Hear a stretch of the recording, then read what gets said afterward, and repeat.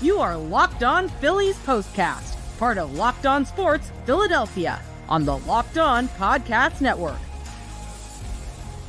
Your team every day.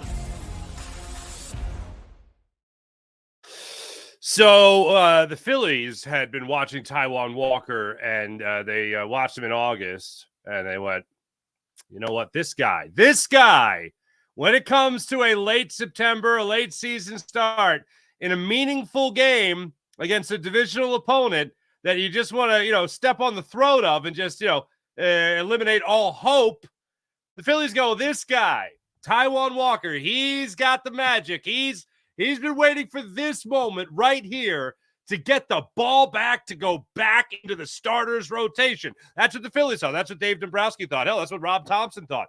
And meanwhile, everyone, now, what do I mean by everyone? I mean everyone who is a Philadelphia Phillies fan, everyone who has watched at least one start from Taijuan Walker this year said, bad idea. And you know what we actually said? I'm going to jump to this right now. I hate going to numbers early, but let's just look at the numbers. This is August, okay? This is August for Taijuan Walker, all right? Those are starts. Those are games that he started. You notice that big red letter next to the numbers there that are the score? Here's one thing, okay? Here's a hint, okay? The bigger number belongs to the team Taijuan Walker started against. That number, Phillies, is called the score, and those are some pretty big numbers that Taijuan Walker, unfortunately, was starting and lost those games. The Phillies saw this and went, yeah, this guy right here, this guy deserves to not only not be DFA'd, this guy deserves to go into the bullpen, and maybe at the end of the season, in a meaningful game, he deserves to start again for this team.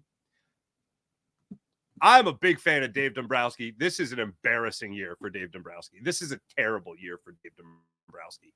And you could say, I know a lot of people want to focus on the manager here in this instance. Rob Thompson's not deciding the Taijuan Walker's. This is going up the ladder to the front office. As I told you guys many weeks ago, I think it was the last start of Taijuan Walker's season before this one, last start in August there. Who was that against? That was against the Astros at home. And I had told you guys, you know what you need to do? You need to turn around and boo the front office when Taijuan Walker gets lit up. That's what you need to do. Turn around. Don't boo the field. Don't boo Taijuan Walker, because it's not like he's going to tell the Phillies, hey, you know what? Don't let me start. Don't let me go out there. Don't let me do my thing. He's going to try. He's going to at least try. And I give him an effort. Hey, E for effort. He's not shutting himself down. Good for you. But the Phillies need to say, dude, and this was every opportunity, and this isn't revisionist history. This is what I said at the time before that Astros start. I said, the Phillies have the perfect excuse here to say, Taijuan, you know what? $18 million next year, the year. Here's what we're going to do. We're not just going to eat that. We're just going to shut you down this year, and we're going to tell you, thanks, but no thanks for this year. We'll try to run it back next year and get you an opportunity maybe next year to be in the rotation, which is still unlikely. Andrew Painter, unfortunately, a little bit of a setback coming back from his Tommy John surgery. We'll see if hopefully still he's available at the beginning of next season. But your rotation is pretty well solid, including Andrew Painter. But if it's not, if he's going to be on the IL to start the year and you need another starter, Taijuan Walker's still making some big old bucks. And you're going to be paying him anyway, because it's not like you're just going to, not like someone else is going to be like, hey, I'll give him $18 million over the next 2 years. That sounds like fun. So the Phillies had the opportunity going to that Houston start to just shut him down and say, this ain't it. This ain't your year. You've already had 2 separate IL stints. It makes the most sense in the world to not have you pitch, reset next year, go into the offseason, hit that reset button. Hopefully you come out and you're a little bit more close to, but not definitely right there, but close to worth $18 million. Close to. Realistically, I could see him coming back next year and having an ERA in the mid-4s and winning you a couple games, Maybe going back into the bullpen anyway. But for the life of me, I can't understand why the Phillies took this road with Taijuan Walker. They had the perfect excuse right in front of them. We're going to shut him down for this year. He's been injured too many times. He obviously isn't getting it right. He needs a reset button, and we know they could even lie. Oh, we know there's a better pitcher in Taijuan Walker than what we have seen. But what do? They brought him back into the rotation. Kobe Allen has one bad start, and they go, yeah, you're out. Taijuan Walker's in. Okay, well, again, Taijuan Walker is terrible at his job. Go figure. And the Phillies went, yeah, that right there. September 19th, Taijuan Walker starts against the New York Mets. Now, before I get into some other numbers here, and you don't even need the number, you just know he sucks, okay? But here you go. Here's what I'll tell you. First off, I'll tell you, thank you very much for watching Locked On Sports Philadelphia, the Locked On Sports Philadelphia YouTube channel. It's greatly appreciated, of course. Thank you for making Locked On Phillies Postcast your first listen every day. We are free and available wherever you get your podcasts and on YouTube, part of the Locked On Podcast Network, your team every day. And this particular episode is brought to you by the wonderful people of FanDuel. Now through September 22nd, all FanDuel customers can bet $5 and get a 3-week free trial of NFL Sunday Ticket from YouTube and YouTube TV. Just visit FanDuel.com to get started. That's FanDuel.com. 3 big things. Never start Walker. That's my 3 big things today. That's it. There's other things about this game that annoyed me, but just in particular. I know the old saying goes, if you make decisions based on the fans, you end up sitting with them. Forget who said that famous quote, but that's my version of it. I know it's misquoted a million times, but you make decisions based on the fans, you end up sitting with them. Every fan read this situation appropriately. The bottom line was he never starts for the Phillies, at least for the rest of this year. But the Phillies decide we're going to have him go out there in this game against the Mets, the first game of a 4-game series. Okay, let's unpack that for a second. Taijuan Walker got trusted by Dave Dombrowski, the front office, and yes, of course, Rob Thompson as well, to make this start against the Mets. And what did Taijuan Walker do? Taijuan Walker made you, the fan, me as well, look brilliant.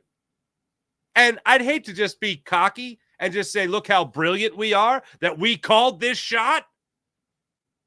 But it was so blatantly obvious that this is the way it was going to play out.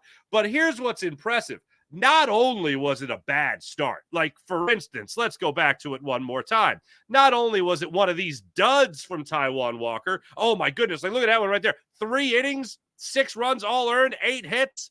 It wasn't one like that. Oh, no. This was maybe the worst start of his career. That's how bad it was for Taijuan Walker. I went back through Baseball Reference, and I can say with some certainty that he has never allowed 4 home runs in a game before in his career. And Taijuan Walker tonight allowed 4 home runs in the game. That happened. Taijuan Walker was a career worst today. That ain't cool. And in total, he ends up going out there 3 1/3, 8 runs, all earned, 6 hits, 3 walks, 2 strikeouts, 4 home runs for what I believe is a career high for home runs allowed in a game by Taijuan Walker. What told you this was a good idea? Who told you this was a good idea? Colby Allard was available. I would have rather seen Colby Allard start. See if he could bounce back. Because here's what I know. Taijuan Walker is going to go out there and be terrible. And that's exactly what happened. And what did it lead to? It led to the first time in New York Mets history that they scored 10 games in a row. Here's the other thing. The Phillies have Taijuan Walker going, right? The Mets had scored 20 runs in their last 2 games. So even if you were thinking maybe Taijuan Walker's got some magic, okay? Did you not see what the Mets did the first couple of nights? Did you not even bother to check a box score or anything? Maybe not have Taijuan Walker start against a team that is just teeing off against Major League pitching. So don't put somebody out there that's subpar Major League pitching. Maybe that would be a good idea. I think I told this story before. I don't need to get too far into it, but a lot of brilliant people I've come across in my life. And people I've studied from afar, if you will. A lot of brilliant people are just that. They're brilliant people who are great at their jobs, and they are worth every accolade that they have earned in their careers, right? But then those people also tend to have a big, gaping blind spot in their vision. And Taijuan Walker is Dave Dombrowski's blind spot. Now, it might not be over the course of Dave Dombrowski's career, but it's certainly over the course of this season. And perhaps the biggest blemish on his season is Taijuan Walker. Certainly has overtaken Whit Merrifield, in my opinion, and this start kind of puts that over the top.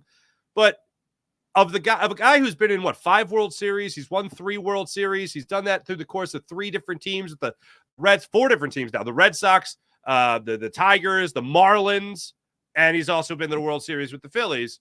He's had a Hall of Fame career, zero doubt. I really like Dave Dombrowski, but damn, this season sucks for Dave Dombrowski. From Whit Merrifield to Taijuan Walker, it sucks. From not getting at the deadline a 5th starter, it sucks. From not shelling out some prospects and trying to get a guy like Brent Rooker, for instance, in this lineup, it sucks. This is a terrible year for Dave Dombrowski. It's okay to admit that. Even if you're like me and a Dave Dombrowski fan, you got to go, damn, Davey, this season is terrible. Other moves that you've made to bring guys together in previous years, all right, good for you. But you also have a lineup together that struck out 16 times in 2 games consecutively going into tonight. And then they finally get the bats going a little bit in this game, and you thought it would be a good idea to put Taijuan Walker out there. And Taijuan Walker gives you potentially the worst start of his career. I don't even want him touching a baseball. And the other thing that's so mind-numbing about it is that you weren't even going to use him in the postseason. So what were you trying to get him right for? If that was even the goal. I'm upset. I'm angry. I am angry. I don't like being this angry, but I am pretty angry right now. I might have to get into the chat early tonight, folks. I might just have to do that. So, yeah, my 3 big things. Don't start Taijuan Walker. Don't even have him in the bullpen from now until the end of the year. If somehow magically you rally and win the next 3 games, and then you win the next 3 games against the Cubs, and you got things locked up pretty good for the rest of the National League, and you're the number 1 seed, you know what? Start him 3 games against the Nationals. Have him pitch in them, or just put him in the bullpen and have him pitch 4 innings in the middle of those games and just, I don't care, lose those games. If they don't mean anything, yeah, Taijuan Walker, just have him pitch, 18 innings in that 3-game series. Have him do that. 2 complete games. What was the final score? It was 48-3. Oh, did Taijuan Walker pitch all night? Yes, he did. That sounds like fun. It wasn't. There's one more thing that really pissed me off. And you got to go into this game. First inning of the game, he gives up the home run to Vientos, I believe it was. He gets the home run. Then Alonso gets the home run on a 1-2 fastball. That was actually away, and Alonso was just that polar bear man that he is, just belted it. And it's 2-0 game. So then nothing happens in the second inning. Third inning, Turner ties it up with the home run. By the way, it's not the same thing as wasting like a great outing last night from Aaron Nola, but Trea Turner was out of his mind defensively tonight. He got that. Alec Boehm played great at third base today. He had the one bad play. He should have let the ball go foul, but whatever. But he got some pretty good defensive help tonight, Taijuan Walker, and he was still terrible. You know why? 4 home runs.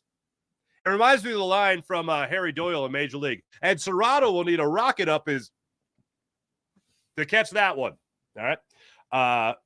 Also gave it the home run to Nimmo. That was a 2-run home run right after Turner tied things up at 2-2. And after that, the Phillies still said, no, we can still do this. We can still have him pitch more. Got into more trouble in the third inning, of course. Jose Ruiz didn't do himself any favors. Alvarez came up with the RBI with the 3-run home run. That went a long way, 421 feet. Yeah, so the Phillies. I'm going to end this Taijuan Walker segment with this. Are we done? Are you done? Are you done, Phillies, with Taijuan Walker? How many times do we have to tell you as a fan base, no to Taijuan? No more. Let's hope we're done here. There was one thing, and it's a little nitpicky, but it did bother me. We'll get into that in a second.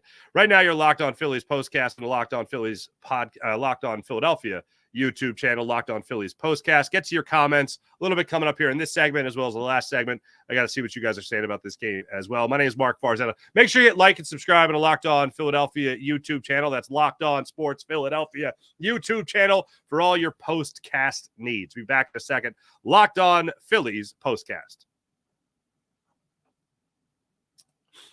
There was a time where I collected many big league baseball cards. I know some people collect football cards, hockey cards, all that kind of stuff. arenaclub.com is something you have to check out. That's arenaclub.com. For most of us that like collecting cards, the idea of spending $2,000 or more on rookie cards or whatever, it's just not in the cards for a lot of us. I love collecting. My brother, he and I grew up collecting cards, loved baseball cards, especially had some old football cards as well from like the 50s, which was pretty awesome. But that much money on some rookie cards, that's some serious dough to drop. But thanks to slab packs from arenaclub.com, that's arenaclub.com, it's now possible to score gem mints for a fraction of their retail price. Every card that I listed was hit from the last couple of weeks, really. Arena Club slapback drop. It's fantastic. Arena Club is the only repack that provides real value, a complete view of all possible cards, and clear hit rates for each one. Arena Club slab packs are revolutionizing the repack game with transparency. After your pulls are revealed, they're immediately placed in your showroom for safekeeping, sealing, trading, or auction. You can really make some money. The Arena Club grading process is accurate, fast, and transparent, which in the card game is very important. You want to know how they're getting these numbers. They have a full grade rationale. They also have that provided for you, and it's an explanation as well of how your card was scored. Whether you're buying, selling, trading, or displaying, Arena Card is the card collecting platform you have to check out.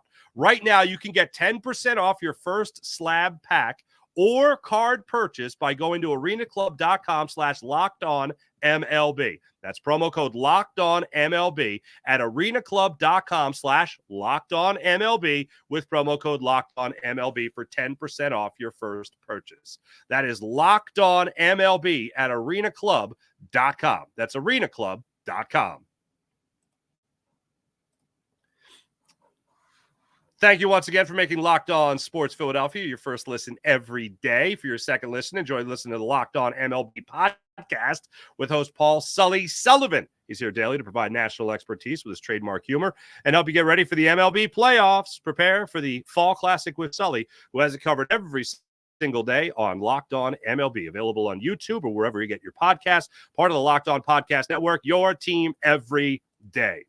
As I was saying, there was a couple of things I looked at in this game, a little nitpicky here, but the Phillies had an opportunity to actually make this a game, and it was in the 7th inning, which made me more mad at Taijuan Walker again, and it made me more mad at Dave Dombrowski and the organization as a whole, because the Phillies actually found a way to make it interesting for at least an inning. Okay. 7th inning, JT Realmuto starts off with a double off the wall in right field. Brandon Marsh steps up there, and he ropes one to right field. Somehow, Realmuto only made it to second or third base. All right, even if you thought he was going to get caught. So the rationale at that point is it's 9-2. So you're really going to say, or excuse me, 9-3. Are you really going to go all out at that point and try to score him from second base? Okay, fine. But Brandon Marsh not being on second base in that instance, okay. So you have first and third. With nobody out. Weston Wilson gets hit by a pitch. You got the bases loaded, nobody out. Kyle Schwarber steps up. Schwarbomb makes things interesting because it would be a Schwar grand bomb is what it would be. It'd be a grand slam. But instead, they squeeze out one run on the 4-6 fielder's choice. Realmuto scores. It's now a 9-4 game. Trea Turner steps up. Trea Turner already roped a home run earlier in the game, 436 feet, I believe it was. He roped it. He gets up to the plate again. Strike 3. Strikes out. Bryce Harper steps up. You got 2 outs now in the inning.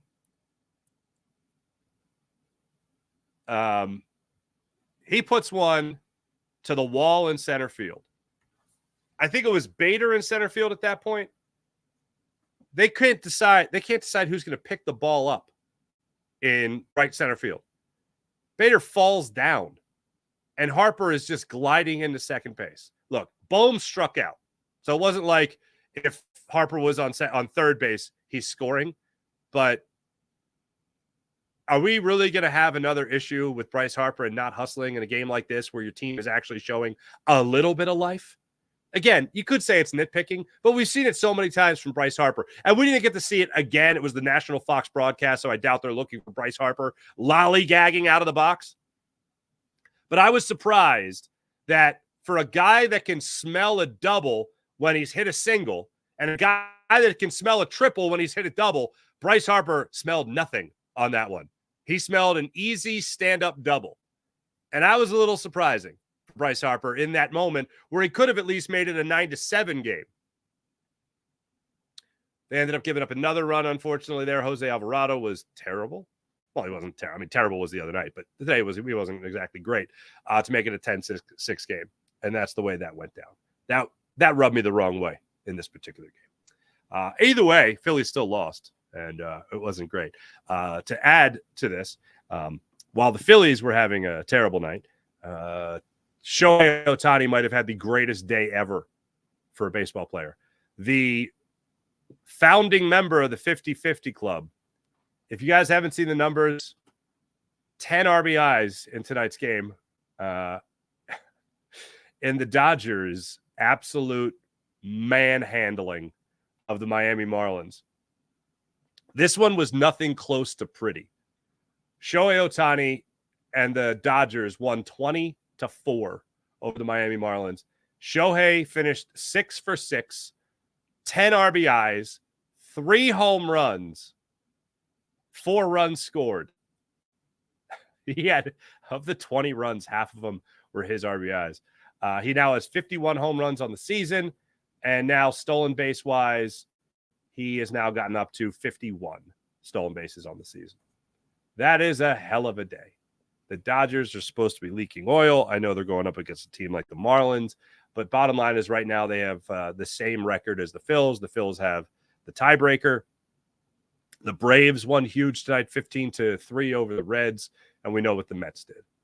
So tonight is not exactly a fun night when it comes to gazing at the standings and whatever it is you could be expecting for the Phils for tomorrow night's game, which, of course, yes, we'll get into in a second. But this was just a terrible loss for the Phillies tonight, and it couldn't have come at a worse time. Just like having Taijuan Walker make the start couldn't have come at a worse time. We having fun yet? No? Didn't think so. I said we get into some comments here before we got into the first break. I'll get a couple in here in a second. But just standing-wise, overall in Major League Baseball, the Yankees are still 2 games behind the Phillies and the Dodgers. It's crazy. The Phillies are the best record in baseball with the tiebreaker over the Dodgers, and the Phillies are still the only team in that bunch. The Dodgers, Yankees, Guardians, Brewers have all clinched playoff spots.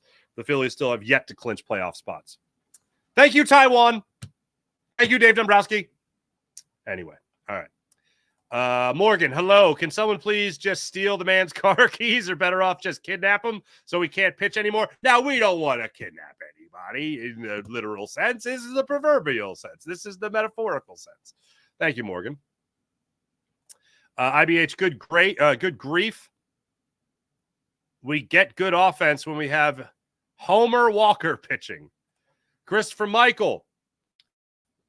We knew what was coming. We have the best pitcher in Major League Baseball. We don't have no pitching for the postseason. I hate to do it, but Shohei 6 for 6, 3 bombs, 10 RBIs is bananas. It absolutely is. It is a banana sandwich. Ken, there we go. Evelyn, hello. Ken's pointing out the same thing. 10 runs. Yep, pretty crazy. Evelyn, well, that was painful. We got good hits, but worthless Walker made it a no matter. That's fun. Crazy DFA Taiwan, please, Lord, for our sanity. It's now a prayer. Dear Lord, please grant me the serenity to accept the fact that Taijuan Walker is going to start. Courage to get in the face of Dave Dombrowski, and wisdom to be smarter than Dave Dombrowski. Amen. I like that we're literally going to higher powers. 824 base. God, if you listening, help. That's great. This is a very religious. This is a very. What the heck is going on here? No, don't want to play. Don't want to play. Why not? There you go. Hello, Idle 76 Thompson is still having scheduled losses, even though the Phils aren't guaranteed to have a bye. Yes, it's a scheduled loss if Walker is pitching. We all know it's a guaranteed loss, so he must also. I hope so. Timothy B., thank you for keeping me honest. Little problem trying to get everything started tonight. John Marinelli, hello. Evelyn, Farzy doesn't want to talk about this mess either. Nope, I don't. I've vented my frustration. Matt Forrester, Farsi Trank. In the third inning, I just slugged some poison. Chugged it, excuse me. All right. I'll get you guys on the flip side of this. Be back in a second. This is Locked On Phillies postcast and the Locked On Sports Philadelphia YouTube channel. We'll get your comments. Also look at tomorrow's lefty versus lefty matchup. Look forward to that. Back in a second. Locked On Phillies postcast. Oh, my goodness gracious. FanDuel. FanDuel's a good time. You've heard us talk a lot about FanDuel, America's #1 sportsbook. We've doing a little something with FanDuel right now. Now through September 22nd, all FanDuel customers can bet $5 and get a 3-week free trial of NFL Sunday Ticket from YouTube and YouTube TV. With the YouTube TV base plan, you'll be able to watch every regular season Sunday afternoon out-of-market game, and all you need is a Google account and a current form of payment, and you can cancel anytime. Just visit FanDuel.com, download America's #1 sportsbook, and how about these odds right now? The Los Angeles Dodgers going into tonight, plus 310 to win the World Series. Phillies at plus 450, although with Taijuan Walker starting, it's probably going to go down to like plus 2,200. That's being kind. That's the way that looks. Super Bowl odds, Kansas City Chiefs at plus 490, Eagles at plus 1,200. Go to FanDuel.com, download America's #1 sportsbook. That's FanDuel.com. FanDuel.com, America's #1 sportsbook. All right, tomorrow, Christopher Sanchez, left-handed pitcher, goes against David Peterson, left-handed pitcher. Sanchez 10-9 on the season with a 3.24 ERA. David Peterson coming off, he's 9-2 on the season with a 2.85 ERA. He did see the Phils, and it was a losing effort despite one insane outing from him. 7 2/3, 1 run, 4 hits in that 2-1 Phillies victory. That they were able to get going for themselves over the New York Mets and pick up Christopher Sanchez, who went 7 innings, allowing 1 run on 6 hits, 1 walk, 7 strikeouts, and 87 pitches. All that gets underway tomorrow. Don't forget, let me just double check this real quick. I'm pretty sure, but I'd hate to be wrong. But again, I'm pretty sure that tomorrow night's game is on Apple TV. Yep. 7:10 start time, Apple TV. Ugh. David Peterson against Christopher Sanchez. That'll be fun. Faxi, go to an inexpensive restaurant, buy a dinner you don't like. Do you keep on eating it just because it costs a lot? In my family, yep. Unfortunately, yeah. Farzetta, this offseason will be Dave Dombrowski's biggest offseason, especially if they don't win it all. He and Thompson will get one last go around, and that's it. Probably. Benjamin Wilson, great name. At least he lowered the bar to a new level. That's true. Chad Crawford, Farzy, what up? I'm concerned the bats are way too inconsistent to make a long run in the postseason. That is the biggest concern about the Phils. I mean, seriously, I don't know how many times I got to reference this, but I think the best way to sum up the Phillies, like without question, the best way to sum up the Phillies is a team. Let me just see how many runs they scored in this game that I'm thinking about here.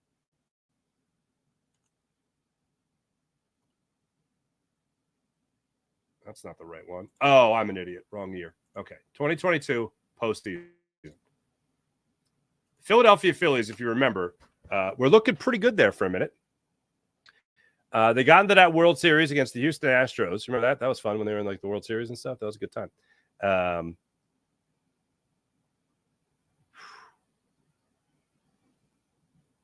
That wasn't it. Wait, what am I? Am I losing my mind here? What's going on? Here it is. Okay. Phillies beat the Astros in game 3, 7-0. They had home runs from Bryce Harper, Alec Bohm, Brandon Marsh, Kyle Schwarber, and Rhys Hoskins. So there's the people that are always, oh, you don't hit home runs, you don't win. Well, that's a pretty good example of that. But bottom line is they hit a lot of home runs.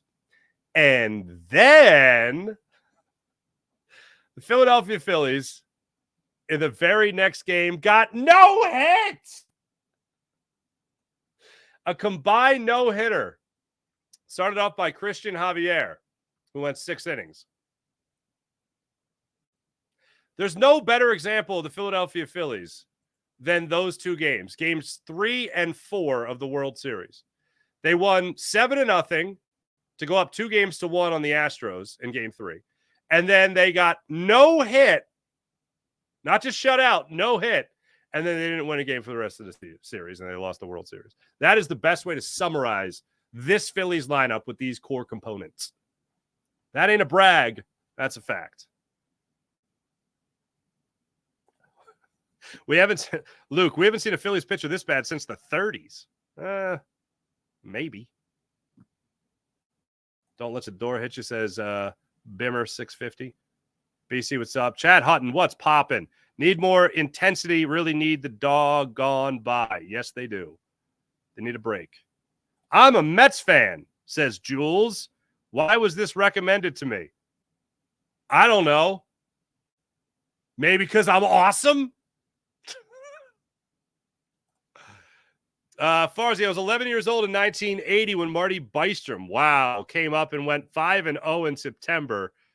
Where is this team's Marty Bystrom? Well, let's go even more recent than that. Kyle Kendrick. He came up out of Double-A, and he was great in that 07 run. Charlie took him out early for Kyle Loesch, if I'm not mistaken. And then Kyle Loesch then gave up a grand slam. Even more recently, J.A. Happ. J. Happ. He just went by J. Happ, even though it was J.A., whatever. J. Happ pitched great, was the Phillies' best pitcher in 2009, and I don't think he made a postseason start because that was the year they also got Pedro. They got Pedro Martinez in the rotation. Crazy. Storm 24. My grandma will pitch better than Taijuan. All right. How's her breaking ball? Okay. Thanks, everybody in the chat. You guys are wonderful. That's right. Graham. Hello, Graham. Want to make sure I get you in here. Graham, really can't get a good handle on our team. Form is so unpredictable. Yep, that's pretty terrible.